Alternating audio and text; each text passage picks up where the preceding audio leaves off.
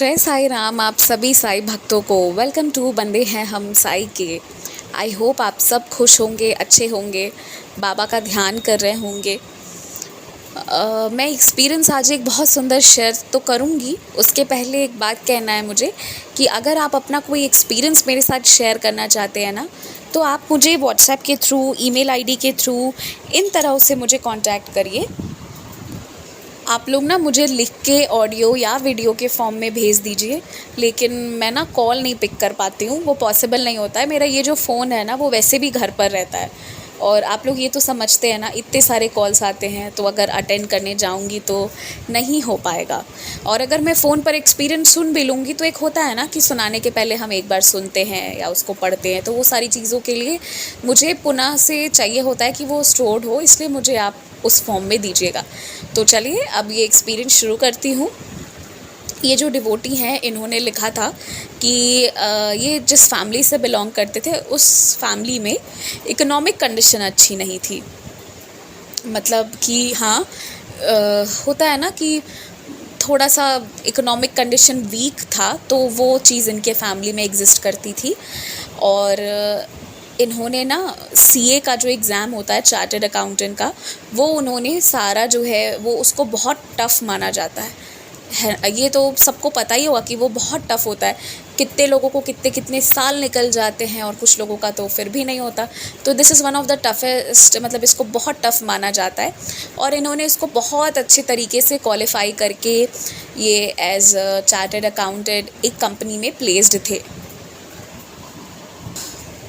मैं इनका एक्सपीरियंस आगे बढ़ाऊँ इसके पहले ना मैं एक चीज़ कहती हूँ। इससे मुझे याद आया कि कुछ डिवोटीज़ के बारे में ही मुझे मालूम हुई थी, जो ना सीए की एग्ज़ाम देते ना वो उसमें इनग्रॉस्ड थे और उसके प्रति नेगेटिव भी हो गए थे ना, कि उन्होंने कुछ किया ही नहीं था और उनके जीवन का एक अच्छा खासा उम्र बीत गया और फिर उनको रियलाइज़ हुआ कि वो इवन ग्रेजुएट नहीं है और अब वो क्या करेंगे लाइफ में। तो ऐसी स्थिति भी होती है। तो आप समझ लो, जिनको मुझे लगता है मेजॉरिटी ऑफ द लिसनर्स को पता होगा कि ये प्रोफेशन क्या है, ये एग्ज़ाम क्या है। जिनको नहीं पता उनको बस एक आइडिया मैं देना चाह रही थी। तो ये काफ़ी डिफ़िकल्ट एग्ज़ाम होता है और आप इससे ये सोच लीजिए कि ये कितने मेहनती होंगे कि इन्होंने ना उसको मतलब क्वालिफ़ाई कर लिया, एकदम टाइम से क्वालिफ़ाई किया, ये चीज़ है। अब इसके बाद क्या हुआ कि ये एक कंपनी में प्लेस थे। उसके बाद इन्होंने इंटरव्यू दिया और इन्होंने कहा कि मैंने जिस कंपनी में मैं अब नेक्स्ट कंपनी में मैं सेलेक्ट हुआ, ये जो इनकी कंपनी है, ये one of the best company है यहाँ इंडिया की। ठीक है, तो अब कौन सी कंपनी होगी आप सोच लो, ये one of the best companies है। तो इनका यहाँ पर सारा सब कुछ सिलेक्शन वगैरह हो गया। इसके बाद क्या होता है ना कि वो प्रीवियस रिकॉर्ड्स के बहुत मायने रखे जाते हैं इन कंपनीज़ में।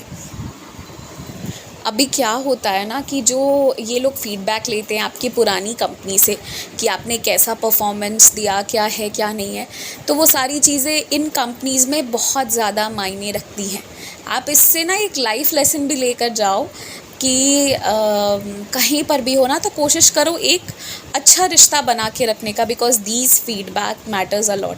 ये तो एक कॉरपोरेट वर्ल्ड की बात हो गई। आप रियल लाइफ में भी देखिएगा ना, तो आपके पुराने संबंधों के बेसिस पर ना लोग प्रतिक्रियाएं देते हैं और उससे आपके काम बिगड़ भी सकते हैं और बन भी सकते हैं, दोनों चीज़ें।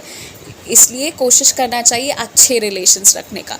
और इनका सब कुछ बहुत अच्छा था, पर जो इनके रिपोर्टिंग मैनेजर थे, जब इनके प्रेजेंट कंपनी में फ़ीडबैक लिया गया, तो जो प्रीवियस कंपनी के मैनेजर थे ना, उन्होंने क्या करा कि गलती से मिस्टेकनली उन्होंने ना गलत फीडबैक दे दिया, नेगेटिव फीडबैक दे दिया इनके प्रति, और उन्होंने सारा सब कुछ सेलेक्ट किया और सबमिट कर दिया हड़बड़ी में।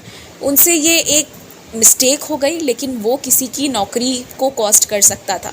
इस कंपनी में इनके खिलाफ स्ट्रिक्ट एक्शन ले लिया गया। इनको एचआर ने बुलाया और बोला गया कि अब आपकी जॉब ना ऑन होल्ड हो गई है, आपके खिलाफ स्ट्रिक्ट एक्शन ले लिया गया क्योंकि आपकी फ़ीडबैक बहुत ख़राब आई है। और ये शॉक्ड थे क्योंकि प्रीवियस कंपनी में भी इनका बिहेवियर, इनका सारा सब कुछ बहुत अच्छा था।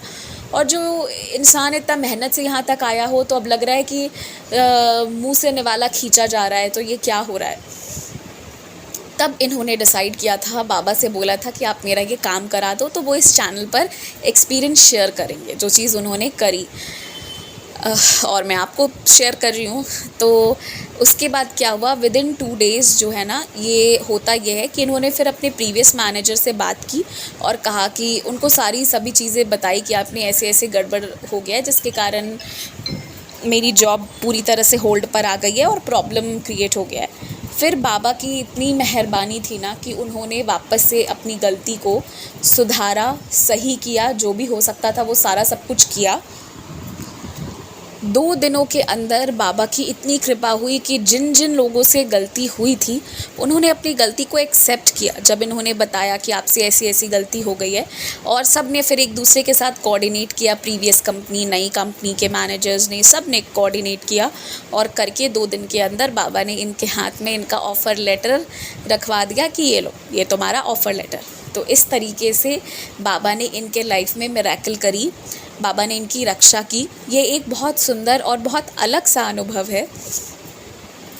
मतलब इसमें बाबा ने जिस तरीके से काम करा है वो ये है कि लोगों को एक्सेप्टेंस दिलाना, लोगों को रियलाइजेशन दिलाना कि हाँ, मुझसे ये चीज़ हुई है या ये चीज़ नहीं हुई है।